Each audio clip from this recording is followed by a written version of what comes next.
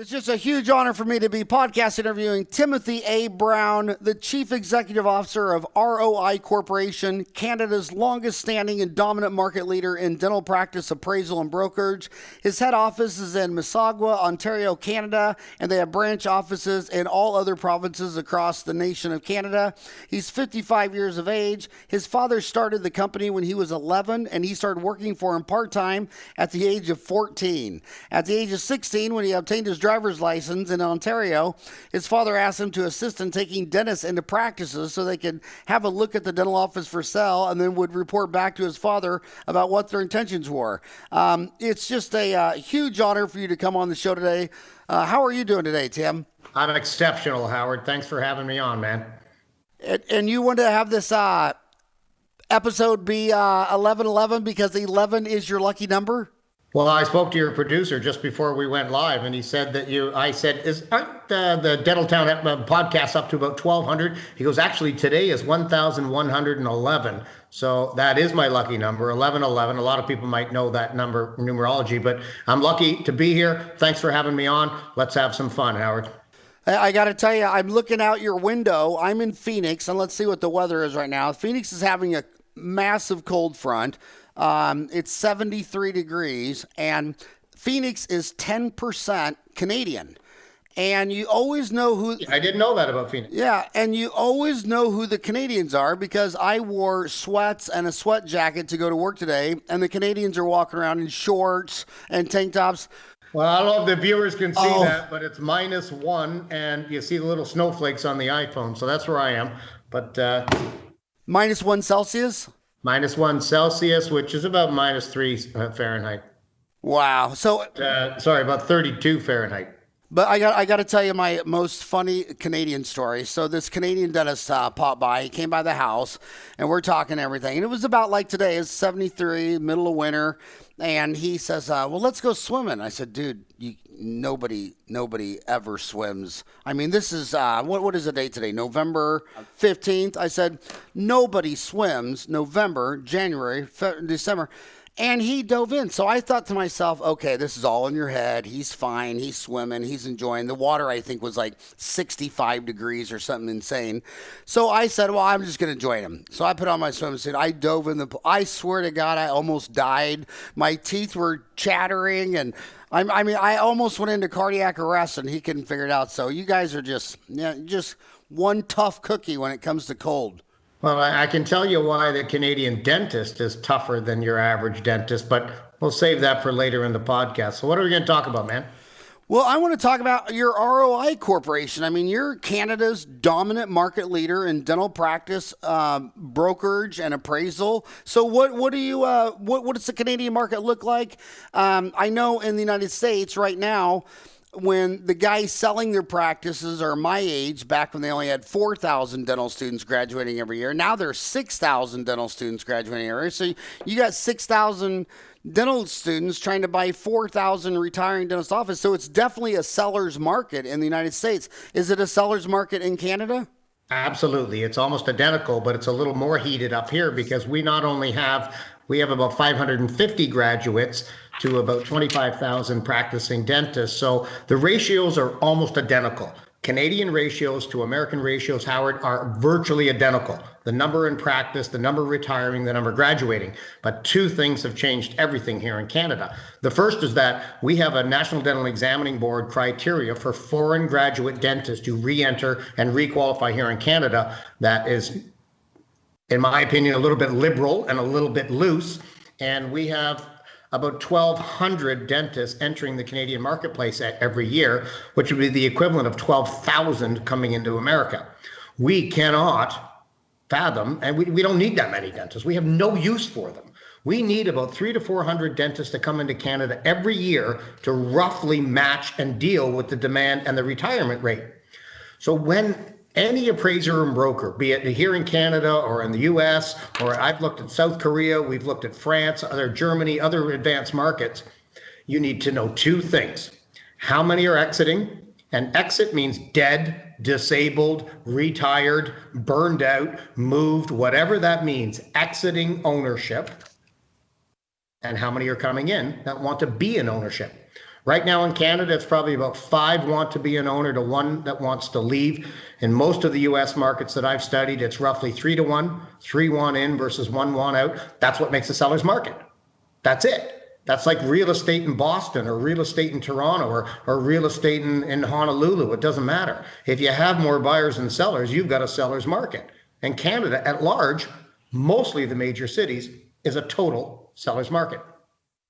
So if you said there's 22,000 practicing dentists in Canada, your population's 36 million, so that puts 1,668 people per patient. That's kind of a little low. United States is 1,850 to 1, and Canada is 1,668 to 1. But when you say that liberal foreign graduate entry program, if I moved to Canada from Germany and I was a dentist in Germany, how long would it take me to become a dentist in Canada? Well, there's two entry paths here. One is to join in a 2-year program we call the IDP, or the internationally trained dentist. That takes about 2 years, and you join up with the 3rd and 4th year of any Canadian dental program, so it takes 2 years. But there's another bell ringer. Basically, if you come in and you can pre-qualify, you can come in, write the exam, and you got a license. Wow. So if you pre-qualify, you can come in, take a written exam, and you're a licensed dentist to go? And welcome to Canada. So come and compete with the rest. And we don't have any issues with that. Certain universities, you're more pre-qualified than others, but what it has done in the end is dramatically increase the number of new dentists obtaining a license in Canada, and we don't need them, purely from a supply and demand perspective. Now, Howard, I want to go back to the ratio you dropped there, about 1,850 to 1 in the United States, about 1,600 to 1, but 35% of Canadians never go to the dentist. I prefer to measure active, educated patients to full-time equivalent dentists as opposed to just body count. Body count means nothing in the business that I'm in anyways. So what we have in some of the major cities, Toronto is the worst. In downtown Toronto right now, Howard, we've got 500 good quality, active, legitimate, recall, well-educated patients that can pay their bills per 1 equivalent full-time dentist. That's very serious. Wow, wow, wow. And then, of course, there's this other factor. I just lectured in somewhere in Toronto. It wasn't in Toronto South. It was a small town, about an hour, about 90 minutes. London, Ontario recently. Yeah, London, Ontario. Is that the capital? No, the capital of Canada is Ottawa. The capital of Ontario is Toronto. Okay, well, I thought London was something. They had a dental school there.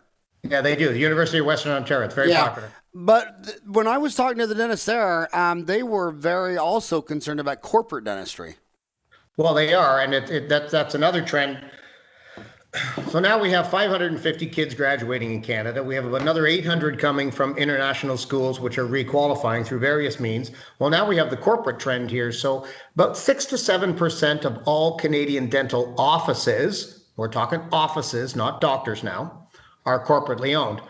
In various Say that states, number again. Say that number again. 6 to 7%. Okay.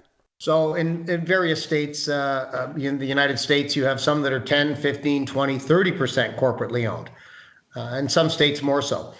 I think some of the viewers will know this, but most might not. Heartland Dental Centers was sold a number of years ago to the retired teachers of Ontario, Canada, and it was called the Ontario Teachers Pension Plan.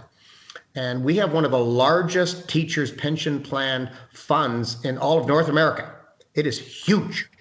And they have a massive amount of money to burn. I forget how many billions they've got under management. Point is that, so the retired teachers of Ontario bought Heartland Dental Centers, Rick Workman's empire. Now, oddly enough, the Ontario teachers of Ontario can't buy a practice in Canada anywhere because of our legislation and our regulation.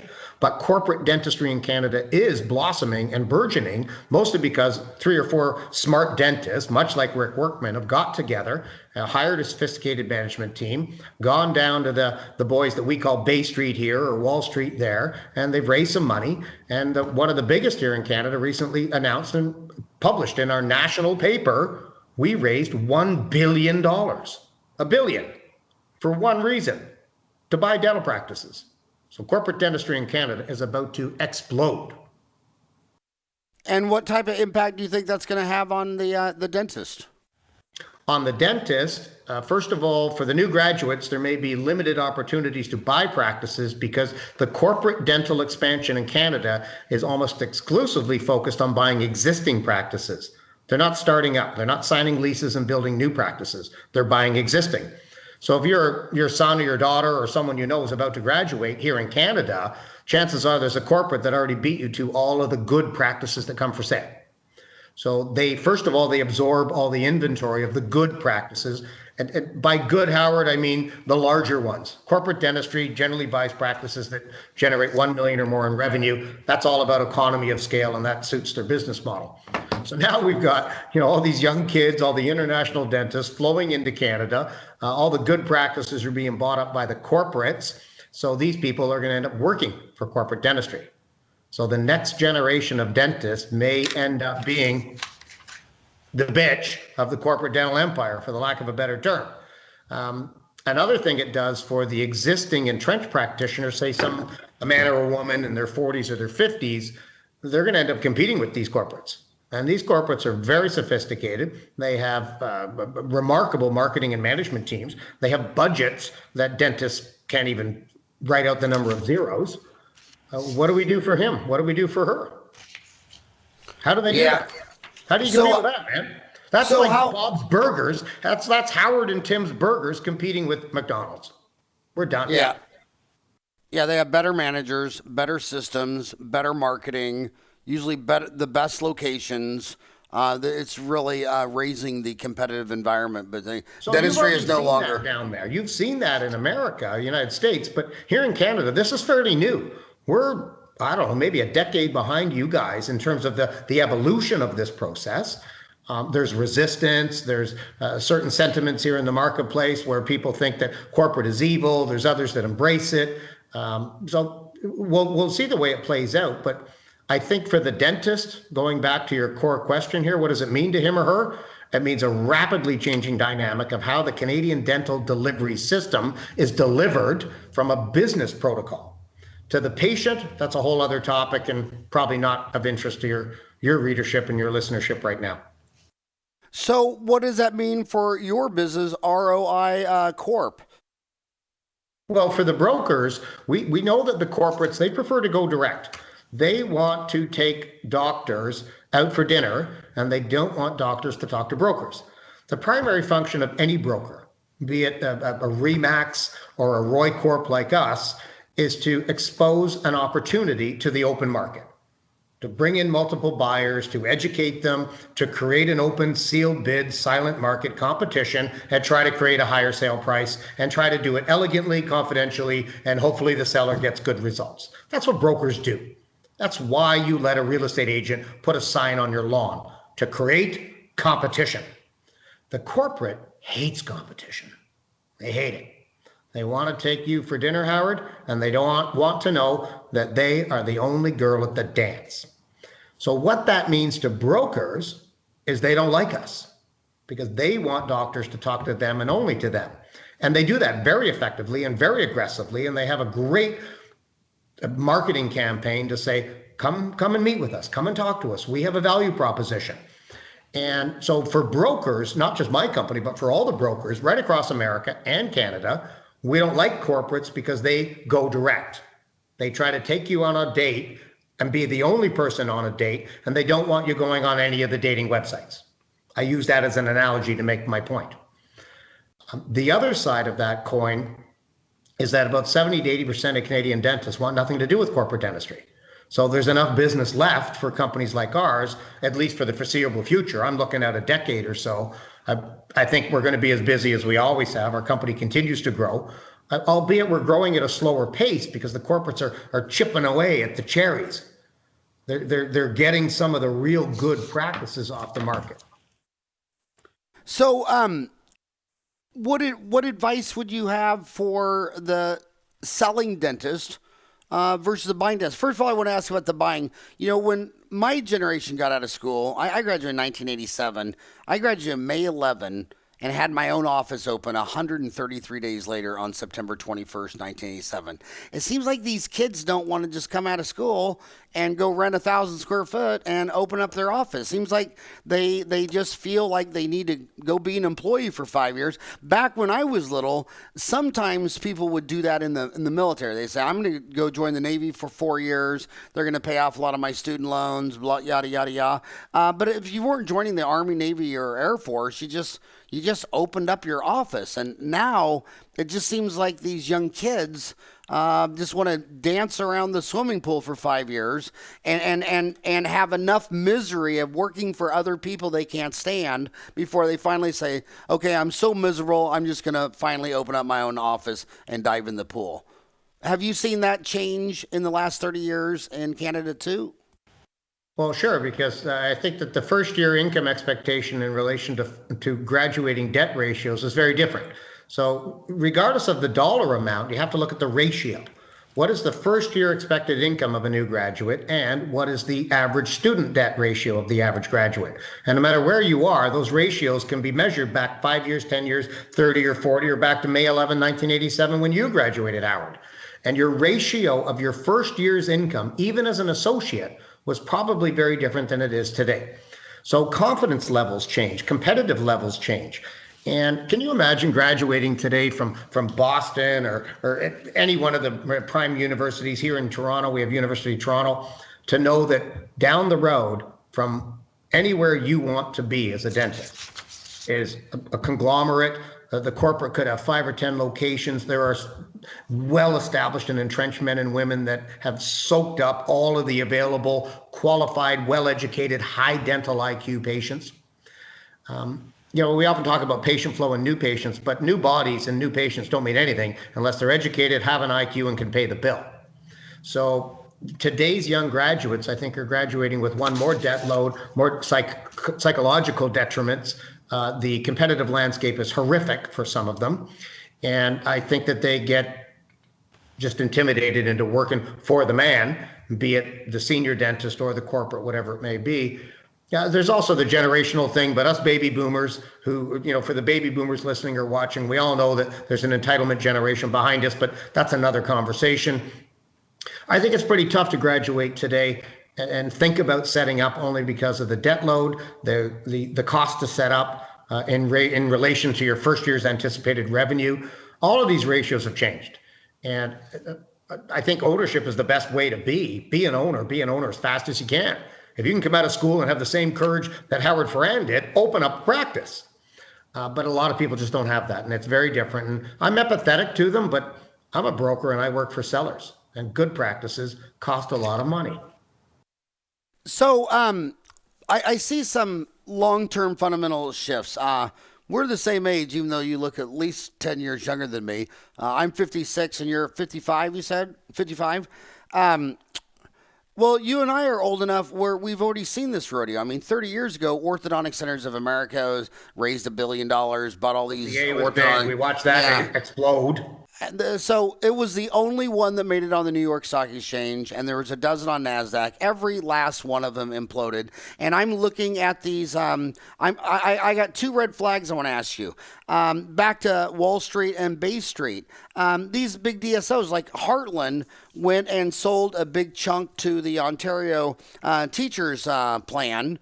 Why didn't they go public on Wall Street? Why didn't they go public on Bay Street? Dental Corp. Is Dental Corp publicly traded on Bay Street? No.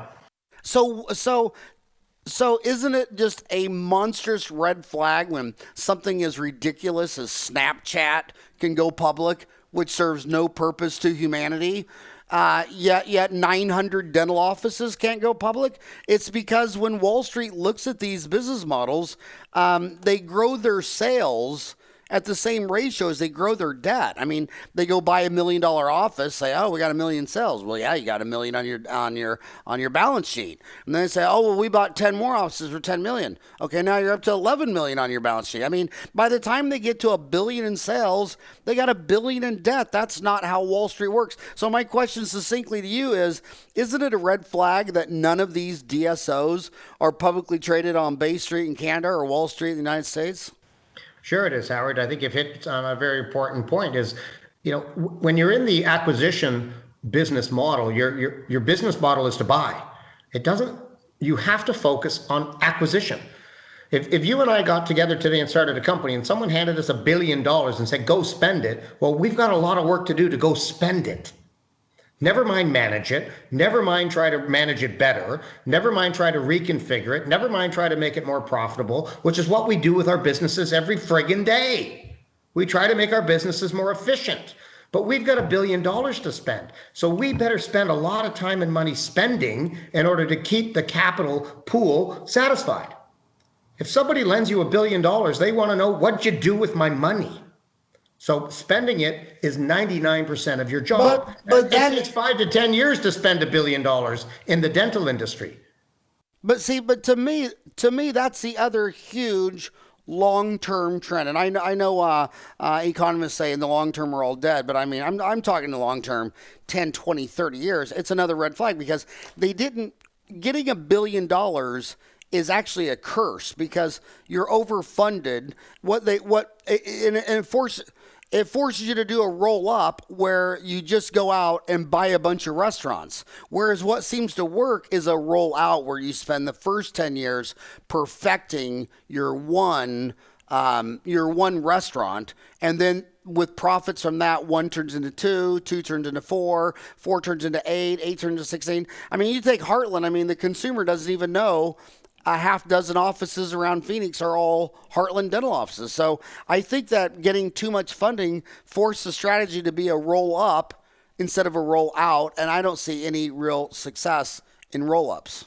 Well, a lot of people would look at a roll-up business model, and I'm not naming companies right now, but it looks like pump and dump. I mean, you buy, you accumulate a revenue stream, you try to accumulate a profitable cash flow along the way, but it's really about growth. It's just the size matters kind of business model.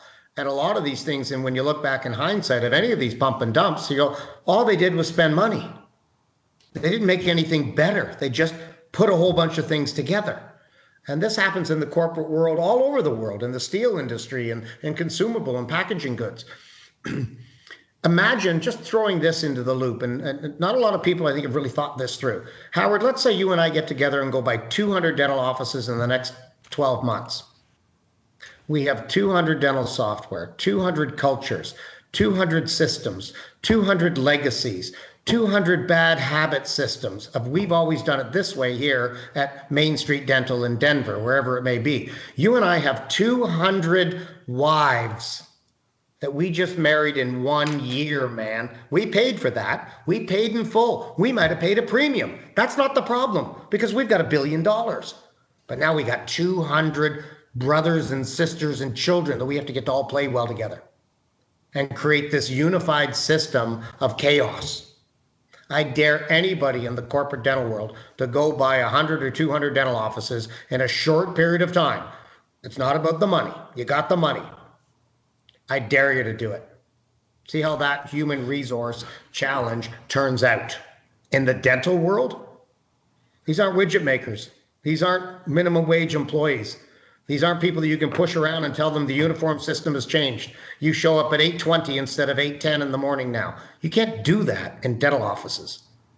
I just want to say one last thing, then I want to change subjects. But to you young graduates, if graduating from school and working for a DSO was the Disney life, the dental Disneyland life, then you should go back and when you're a senior, get the list of all the seniors that graduated 4 years ahead of you, and they should all be working in DSO or as an associate for another dentist, living happily ever after. But that's just not what we find. And I don't want to throw DSOs under a bridge because I see the associate turnover with private practicing dentists just as high. I just don't think after you go to 8 years of college to be a dentist, a physician, or a lawyer, you're really cut out to be somebody's employee.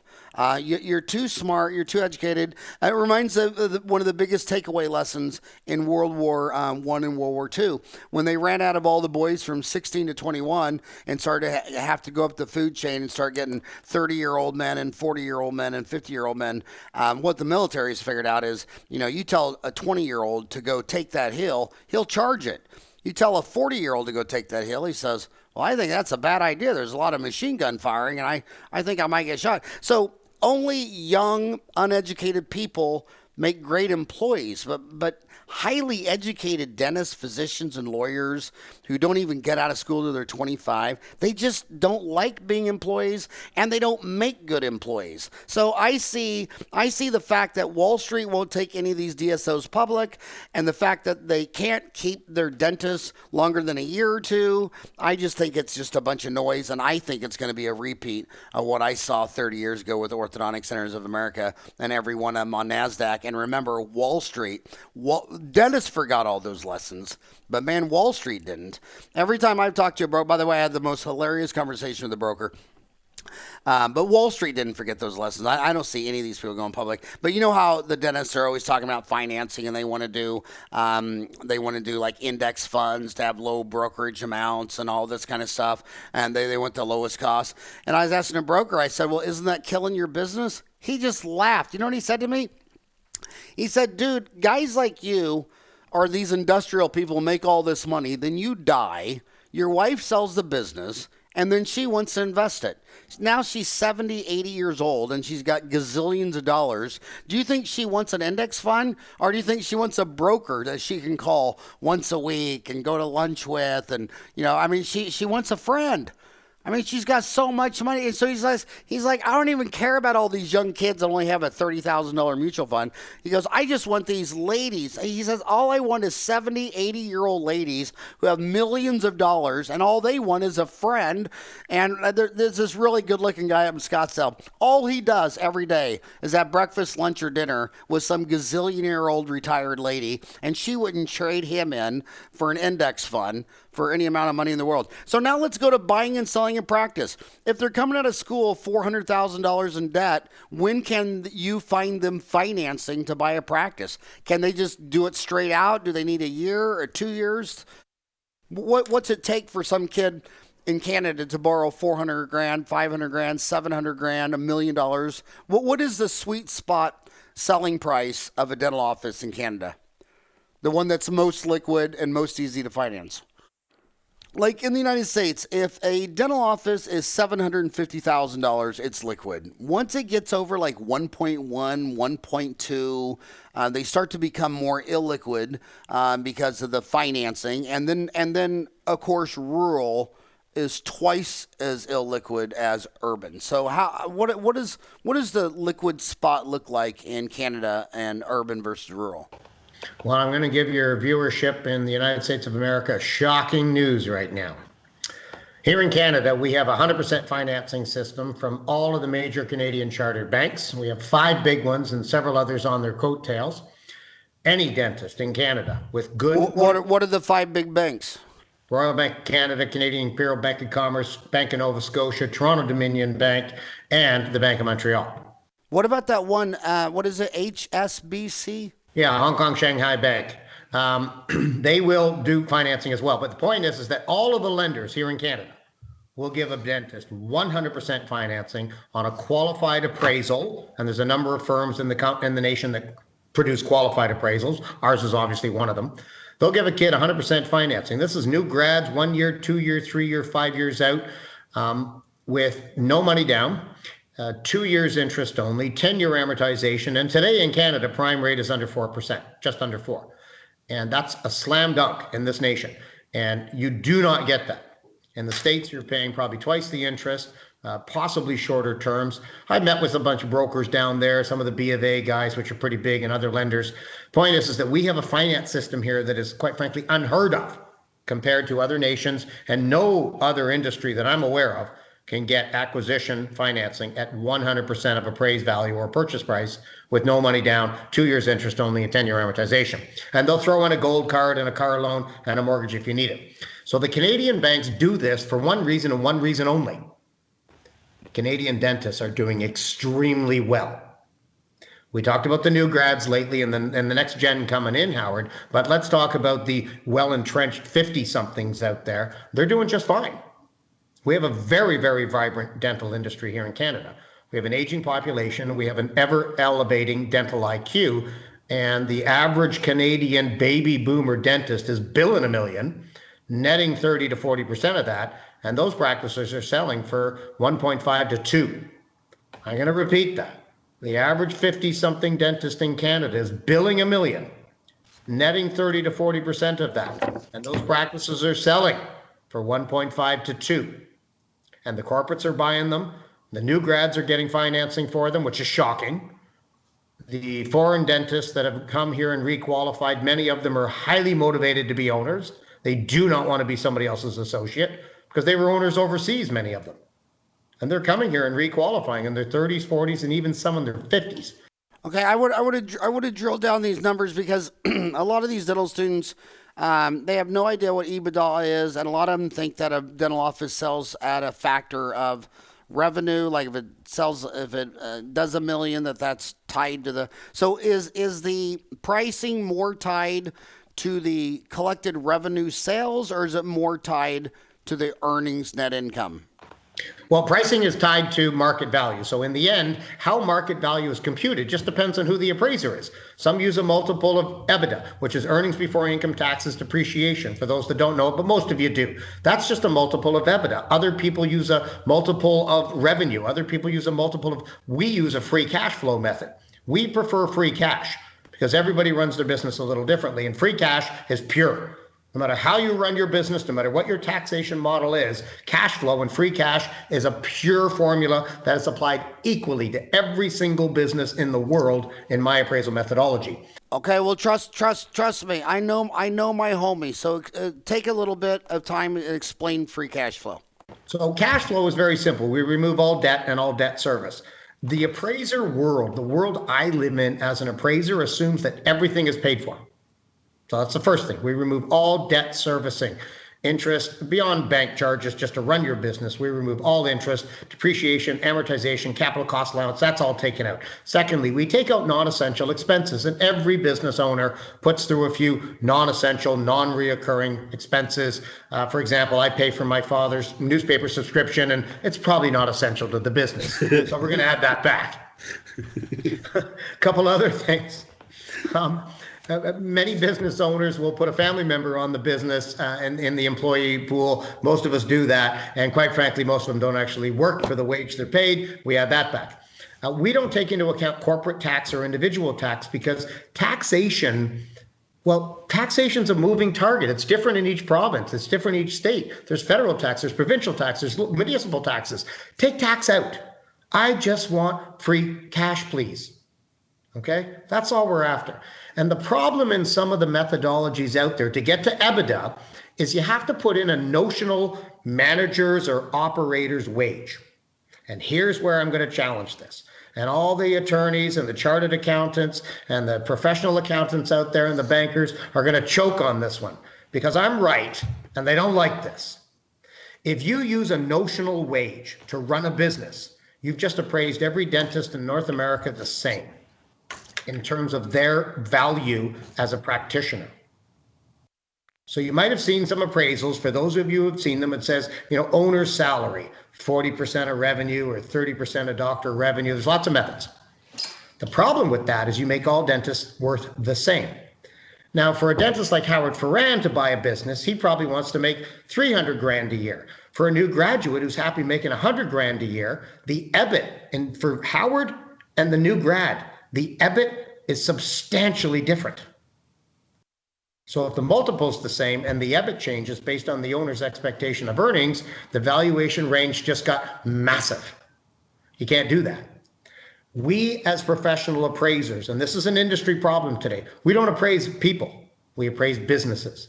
We want to know what the business cash flow is, not what the cash flow is after you pay certain business people like owners, and some have expectations of $300,000 a year and some are happy with 100. So that's just one of the flaws in the EBIT methodology. So taking that appraisal debate off the table for a minute, in Canada, a good vibrant practice will sell, and folks, this is rule of thumb, but it works 1.5 times, 2 times revenue, mostly in the big cities. Rural Howard, we're down to about 1 times revenue, and the banks will finance them. 100% all the time. And by the way, there's nothing that makes me more furious when people are talking now that is the Fed is moving up the interest rates a quarter every quarter and getting back to normalized rates. And people are saying how it's going to hurt everything. Dude, when I got out of high school in 1981, interest rates were 20, prime rate was 20.5%.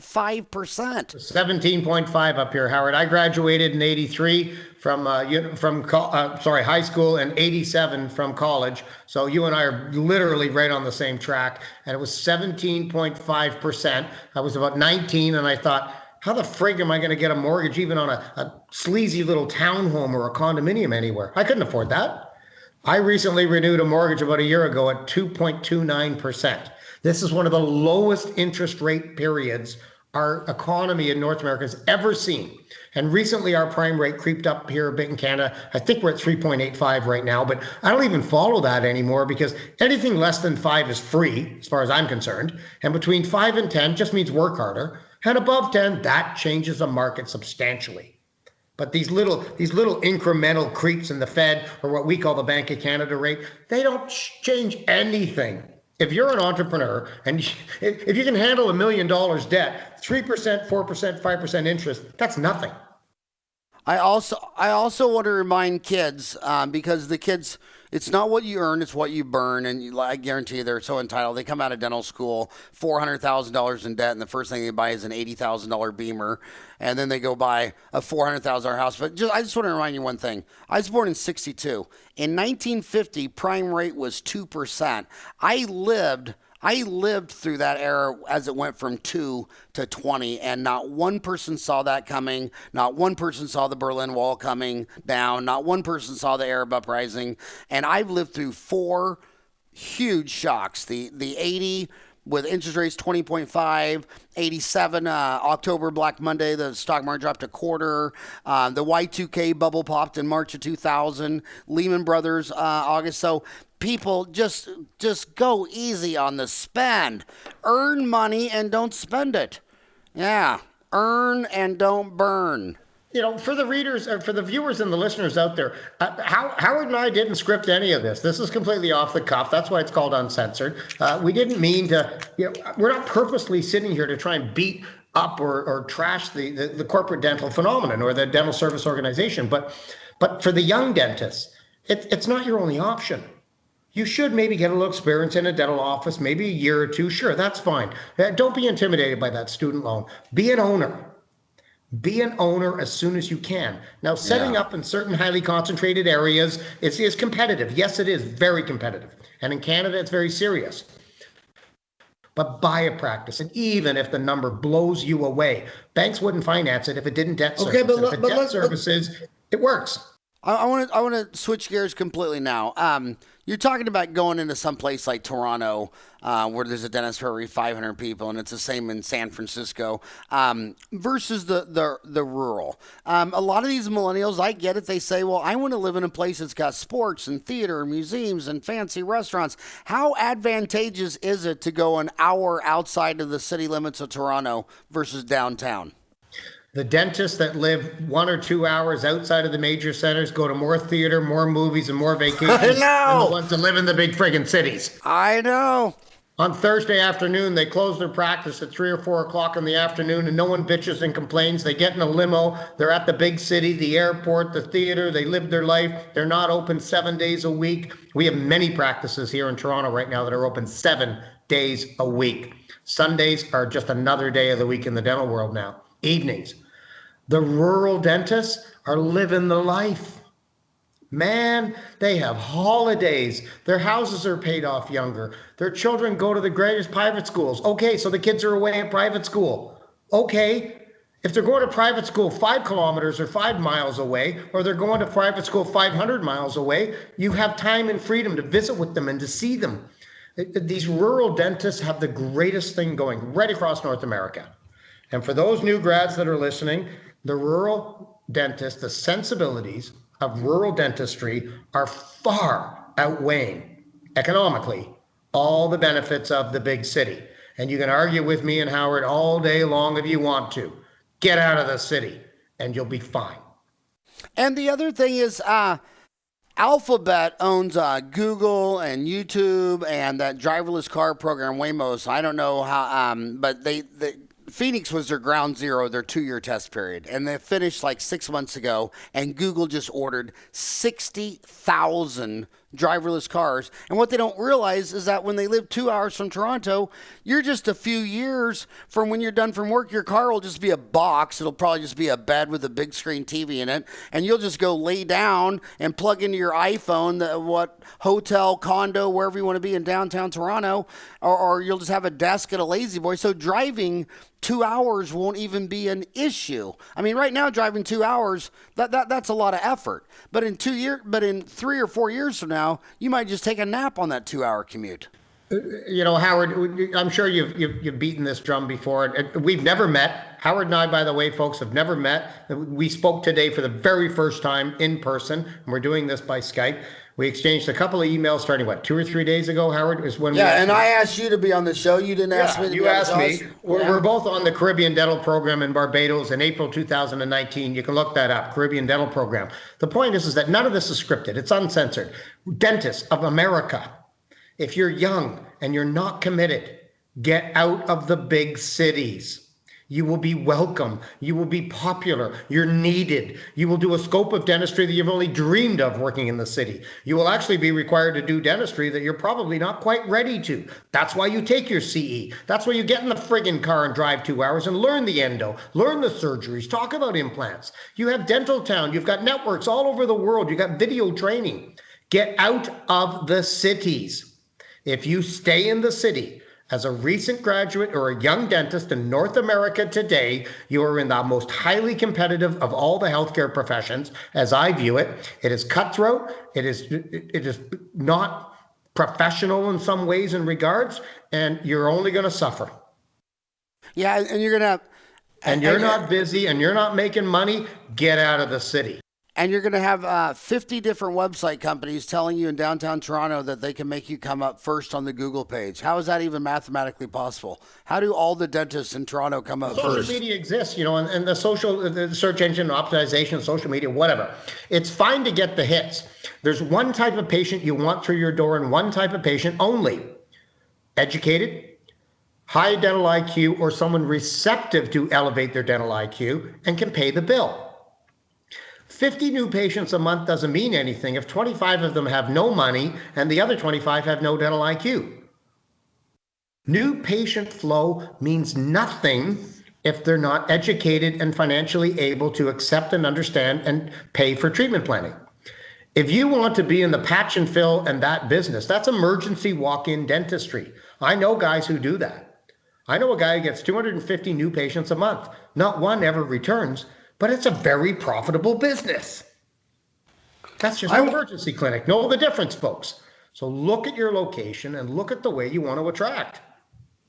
I want to talk about the dark side of practice transition that I've witnessed in 30 years. First of all, 30 years ago, I used to love it more because the owner would always carry. And when the owner, you'd buy a practice back then, say $500,000, and usually the owner, they'd always charge 10% interest, and they usually carried it 7 years. What I liked about that is the seller had skin in the game, and he wanted to make sure that you were successful. And then if you were in there and you had a patient that had come in there for a long time, and I upset Timothy Brown, he knew you for 30 years, so he could call you up and smooth things over. But here's the other dark side. When I sell you a practice and I have no skin in the game, and I was doing all these implant cases and these big full mouth reconstruction cases, and then they sell it for $1 million to some punk kid, 26 years old, who can't do comprehensive dentistry, doesn't understand it, can't sell it, can't present it, and then they'll buy $1 million practice, and the next year it does 600, and the next year it does 500, and it takes that kid 5 years to get it back up to where it was. So talk about buyer beware. When some young kid's buying a practice, what should their eyes open? What are the buyer beware stuff? Okay, there's two sides to that, Howard. First is purchaser analysis. So you're looking at buying a practice. Good. I would look to financial policies and the ethics of the way the money is handled. Here in Canada, we don't have the same pay system you do. We have a third-party insurance system, so effectively it's all fee-for-service and or what we call assignment up here. We don't have the same PPOs that you do. So it's a little hard for me to talk about financial because I don't really study the American system per se. It's very different up here and it's very privileged. But I would still look at the way that the billing is processed, the way the accounts are managed in terms of receivables, and how any co-payment or uninsured portions are handled. I would spend a lot of time on that. When you're looking at buying a practice, hopefully the company that's brokering it has some language and some discussion and analysis about that in their appraisal. And if they don't, and it's not thorough, I'd either think that the appraiser or the broker is an amateur, or the owner didn't tell them the truth. Spend time on the money.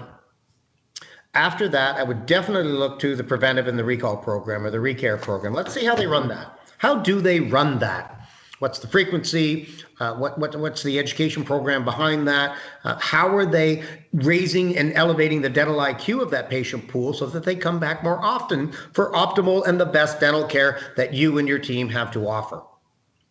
The third thing I would look to for a dentist, a buyer today, is what's the customer service offering?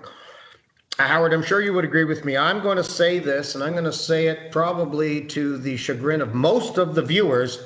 The average dental office does a really shitty job of customer service. Shitty is the best rating I'm going to give the average dental office. Exceptional dental service is probably maybe 10 to 20% of the businesses, and probably 10 to 20% of the dentists in North America are really killing it. They're just killing it.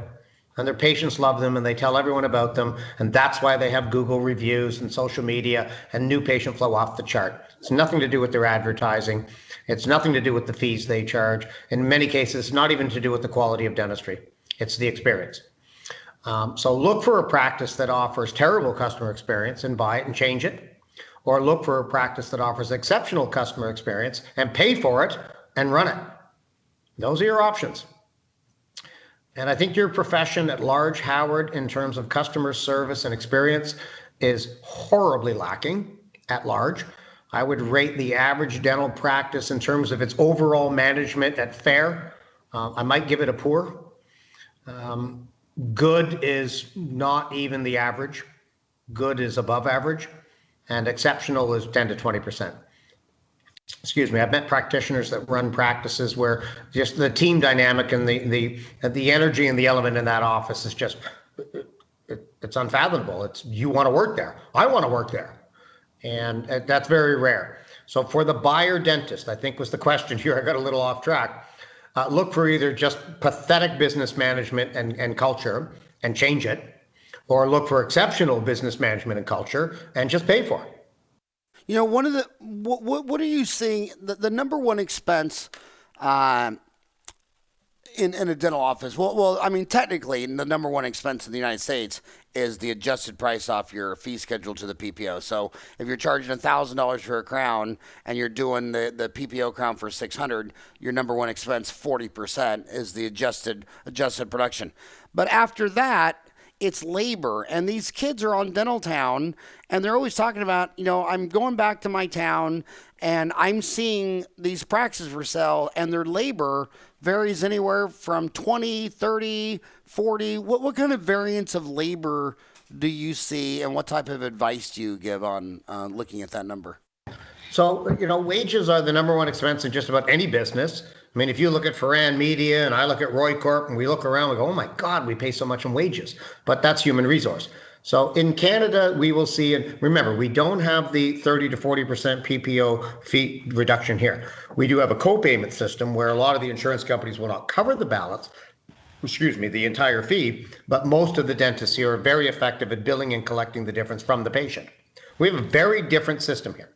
Putting that aside, wages in the average Canadian dental practice, we have a wide range, say 25 to 35% of top line revenue, gross revenue. What is that range? 25 to 35%. That's kind of where we sit. That's a huge range, though. Well, sure it is. But, if I started a practice 2 years ago and I hired a bunch of rookies, well, my wages should be low because they're all new recruits. They're new grads. They're new recruits. A new hygienist, a new assistant, new that. Imagine you walk into the practice with, Howard Farran's practice with people that have been there 10, 15, 20, 25 years.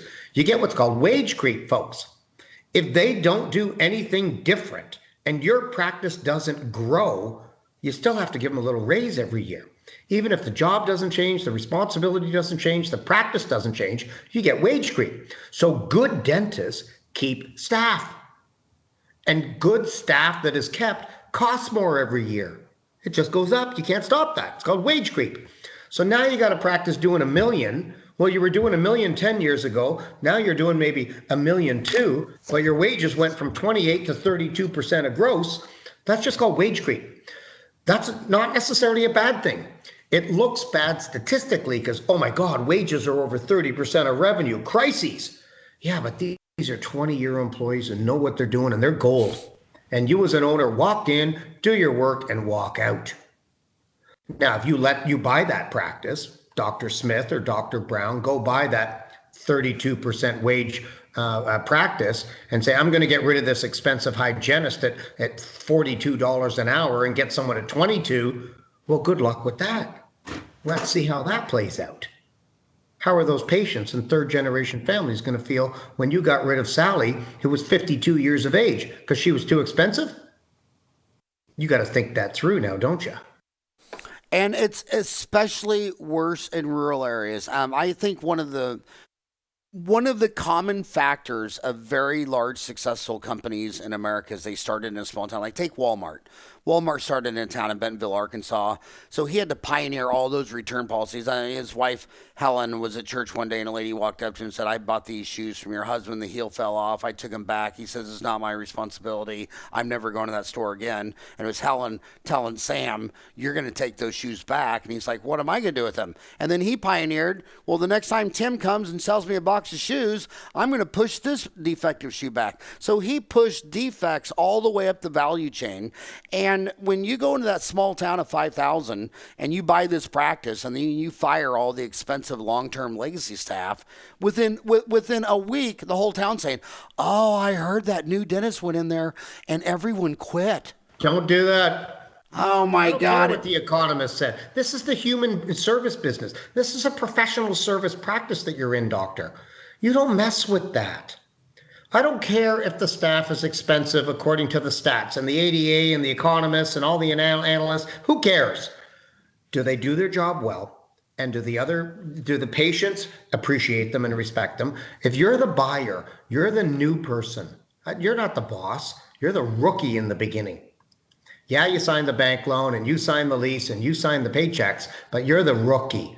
You keep your ego in check. You go to work. You say please and thank you. You listen, observe, watch, and be very careful. And for at least a year, just be humble. Just be humble. Start like that. And then it becomes your business. And slowly over time, you start to win the trust and confidence of the patients and then the staff. And once you win the patients, you win the staff. You don't win the staff first. You win the patients. You'll win the staff. Because they want to stay with winners. And if patients see staff leaving because of you, you're not a winner, your staff is going next. Never discredit the previous dentist, of course. I think everybody knows that. I want to ask another couple of questions on the dark side of this stuff. A lot of these kids in school, they're like, I'm scared. Socrates said there were two emotions, fear and greed. And they're getting scared, so they think, well, you know what I'm going to do? I'm Amy. And Susie's my best friend for life.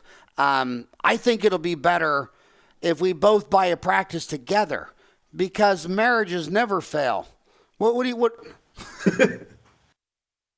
Okay, well, partnership starts with 4 letters. Part.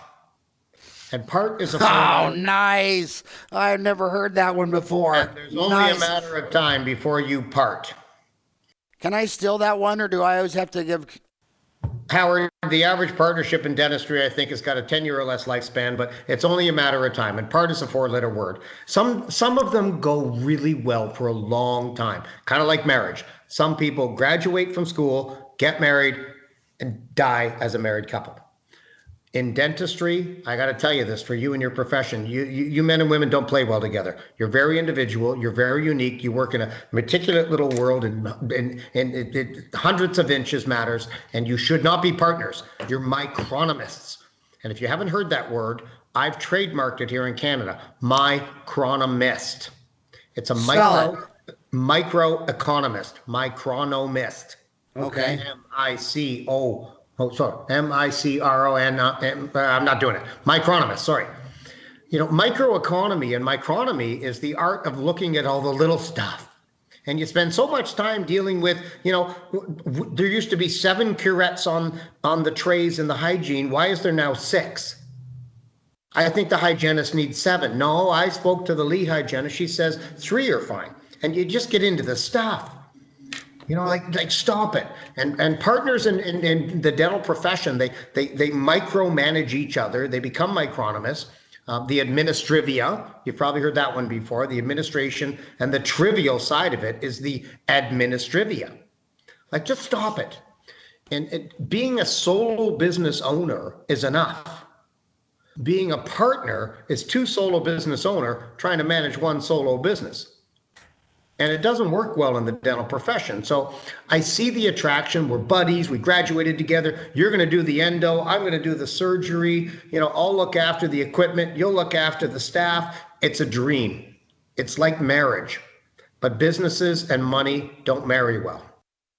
Yeah, and it's so crazy because then you'll tell the staff no, so then they run to the other dentist. They try to get her to say yes. Number 2 is years down the road, you want to buy a $150,000 CAD cam and she wants to buy a $100,000 CBCT. And man, I tell you what, there's nothing more fun in business than being a totalitarian dictator and not having to answer to anyone. And I wouldn't. The famous words of Homer, the greatest Greek philosopher ever, let there be one ruler, let there be one king. Yeah. And that's why capitalism is so damn efficient. And by the way, who's moved more people out of China? I mean, more people out of poverty than any country in history. It's China. Singapore is the most well-run country I've ever seen in my life. So I want to touch on another sensitive issue. They go back.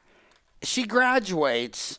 And she goes back and she wants to practice with her mom. And her mom's her mom. I mean, her mom gave her life. But just like getting married, they never get a prenuptial agreement. And then she's been working with her mom for 5 years. And now all of a sudden her mom says she wants $20 gazillion for the office. There's no paperwork. They get married without a prenuptial, and they go back to work with their mom and dad with no paperwork. And then sometimes they're working for their dad. Their dad drops dead and of a heart attack, and there were 3 kids. And now the other 2 kids think they inherited 2/3 of the office, and the office is worth $1 gazillion. I mean, what advice would you give these kids when they're going to family businesses and nothing is in writing and the emotions are off the charts? So the family business in transition has been studied by a lot of the psychologists, a lot of the business advisors. All the banks have studied this because the banks actually want to finance these businesses. And the banks are furious that families don't talk about it because everybody loses. And the banks are one of the best at this. The attorneys, the chartered, the accountants, everybody knows that family businesses are a big clusterfuck, okay? 80% of family businesses are not going to make it to the next generation. So if you're in one or you're tracking towards one, you have an 80% chance of failure. If you own one and you're the senior leader or the patriarch or the matriarch of a family business, there's an 80% chance your kids aren't going to get it or take it over. And it's mostly due to the family dynamic. Okay, it's not due to money and it's not due to jobs and description. It's the family dynamic. And the family dynamic is we don't want to talk about that. And there it is right there. So the lack of communication, all the succession and transition planning experts in North America, probably the world, say we really need to sit down and talk this through. There's a great website here in Canada. Oh, I wish I could come up with it. The guy's got like the top 10 ways to sell your family business. And Howard, I'm going to get this for your readers, willingwisdom.com, but he comes the top 10 ways to sell your business to the family kids. And the first one is never talk about it. And the second one is make sure you let them know it's all going to be theirs one day, but don't tell them what it's worth or what their job is. I think the third one is pay them way more than the job is worth, but don't expect them to show up in the morning. And if they want to take early, don't worry about the other employees. They're never going to mind, that daddy's son takes off at 2 p.m. and doesn't show up the next day. So there's all this humor behind it, and it's very humorous. And all these 10 points of humor go right to the heart and the core of why 80% of family businesses will not transition. So you gave a brief descriptor at the beginning of this about the mother and the daughter scenario. I've seen dozens of them in my career. The failure rate is huge because everybody's dancing around. Howard, you and I met today. If we want to do business, do we have any legacy? Do we have any problems here? It's yes, it's no, it's black, it's white. You want one, I want two. That's business. In family, what do you want, Howard? If you were my uncle, my brother, you're afraid to speak with me. And the failure rate in the family business is significant. Second generation has 80% chance of failure. Third generation business in some industries is down to 6 or 7% chance that the third generation will actually carry on. I'm a second generation. I took over from my dad. We made it. So we're in the top 20%. Yahoo. So for you dentists that are owners of businesses listening or watching, I would strongly recommend you consider having a conversation. And most of you don't have the courage to do it or the wisdom to do it or the balls to do it, if you don't mind. So hire a professional. And that's not the family lawyer and the family accountant. Get an outsider. And for the kids out there, start that conversation because it's your future. Get one of my intermediary. One of my very, very best dentist friends in the world, last year, his daughter, the hygienist, missed work and called in sick more than the other 15 employees combined. Okay. How's that working? I know. It's just and you're like, and it's so tough because it's your daughter, you got your wife, you got your other kids. You just so many stories, so many dynamics. Howard, God. Let's not do it. For you family business owners out there, get ahead of it. Okay, I want to ask you another overtime question, and a lot of my viewers are going to think, well, he can't answer that because he's got to be incentivized against it. But what would you, even though you sell practices, what do you think honestly is the pros and cons of that dentist doing a de novo, starting up from scratch, versus going to you and buying old man McGregor's dental office? Well, I have no bias for it whatsoever. I mean, in an underserviced area, start a practice. Don't buy one. But you have to find an underserviced area, and that's the problem in North America today. There's not many left unless you go to rural America. So if you want to be in a city, you're done. It's already served. So I can't be unbiased because there is no bias anymore. If you want to start a practice from scratch in a major city in North America, good luck. Good luck with that. 25 years ago, had you asked me that, I would say, oh no, buy a practice, pay the retiring man his goodwill because you'll have immediate cash flow and an established staff, a phone number. It's all different today. So there's not a lot of hope for the new startup these days in the major centers. People say, but I'm going to have a website and I've got my buddy that does social media and search engine optimization. And I'm part of this community and I go to this church and I have a following. Forget it. You're overvaluing yourself. You're overpraising yourself. And I think many people that start a brand new practice today find themselves in 2 to 3 years after opening. You cut the ribbon, you open the door. 2 to 3 years later, you've borrowed 200 to 300 grand on a Visa and a MasterCard and a line of credit. And you're going, oh man, I'm still not paying the bills. And had you paid $1 million for the established guy's practice, you'd at least have cash flow. It'd be old equipment. So what? It'd be 20 years staff that you pay high wages. So what? You have cash flow. So does your name ROI Corp, is that the obvious return on investment corporation? Yeah, pretty much. That's what ROI stands for? Sure. And my dad's name, the founder, is Roy, so we pronounce it Roy Corp. Roy Corp. So he was ROY? Yeah, with a Y. Yeah. And then you named the company ROI, pronounced Roy, for return on investment? In 1974, when I was 11 years of age when my daddy started this company. And ROI means return on investment. It also means Roy. Here in Canada, we're bilingual for some of you. And en français, ROI means roi, which means king. So ROI also means king corporation. Not queen, but king. Huh, that is amazing. So, final question. They're listening to you. They're thinking, well, how do I find demographics? How do I find a good demographics? What are they? Will they find this if they go to roicorp.com, roicorp.com? I see that you've got hundreds. I mean, literally hundreds of dental practices listed. How do they go about finding a demographically good dental office on your website, RI Corp, or how do they find demographics in general? Well, thanks for checking out the website. Didn't know you had. Many of them are already sold. We leave our solds up. So a lot of those listings are already sold and the new owner's already in place. Secondly, we don't really advertise the demographics, but we advertise the geographics. So if you want to be in Ontario, well, you can narrow your search that way. And unfortunately, Howard, most of the people that come into our website, we have a thing called a new listing service, and it's administered by the MailChimp server system. And I'm going to go to our list right now, and we have 2,334 registered buyers. That's a voluntary subscription that says, I want to buy a dental practice in Canada. It's a real nuisance to get on my list. It's a pain in the ass, to be blunt, and we have 2,334 voluntary subscribers. You can unsubscribe with one click of a button. That's how many people want to buy a practice in Canada. So roughly, I would estimate it's 10 times that in America right now if the ratios hold true. So the United States, all the brokers of the United States should have somewhere between 20 and 25,000 registered purchasers. So geographics is where the first start is. Where do you want to be? Secondly, forget about it because prices are high and there's very few for sale. Thirdly, if you want to set up, talk to your dental dealer. All of the great reputable dental companies out there have a plan to put you into a brand new dental practice as fast as you can sign that contract. Thirdly, follow your heart and then expand your geographic parameters and get out of the major cities and you'll be fine.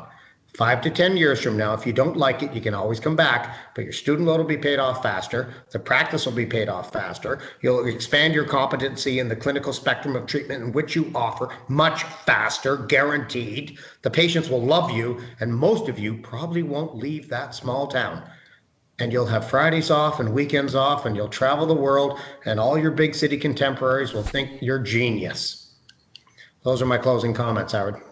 Well, you got to close some more. On your website, I see your book, but the link won't open the book, the preview of the book. But you have a book, Timothy Brown's Profitable Practice, a must-read for any dentist. Is that on Amazon or just on your website?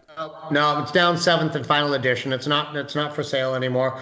I put out over 7,000 copies. Here in Canada, that's 7,000 copies for 25,000 dentists, but at 7th and final edition. It's old news. Don't buy the book, folks. Although I'd be flattering. I really don't have anything to sell on this podcast, other than if you're coming to Canada, you're welcome to become one of the other 2,334 buyers. But if you own a dental practice in Canada and you've stayed this long, we're at 1 hour and 20 minutes, we'll happily appraise and sell your practice for you. That's my motive. Well, Timothy Brown of ROI Corp, Roy Corp, I had so much fun podcast interviewing. Thank you so much for coming on my show today and talking to my homies. Thanks, Howard. And we're going to be in Barbados when? Third week of April, fourth week of April, 2019. It's called the Caribbean Dental Program. Just Google that, folks, if you're still listening after 1 hour and 20 minutes, Caribbean Dental Program. I'm on Tuesday the 24th, and Howard is the keynote on Wednesday the 25th. Forget all that. We're just meeting in the bar. Tuesday the 24th, I've rented the boat. I got the whole Caribbean dental program on my boat for the night. I'm buying the rum. We're going Lyman, man. So I can come on your boat that night? It's called going Lyman, man. Lyman is when the rum and the lime come together on the boat. All right, buddy. I can't wait to be drinking with you in the Caribbean. Thank you so much for coming on the show. Thanks, Howard.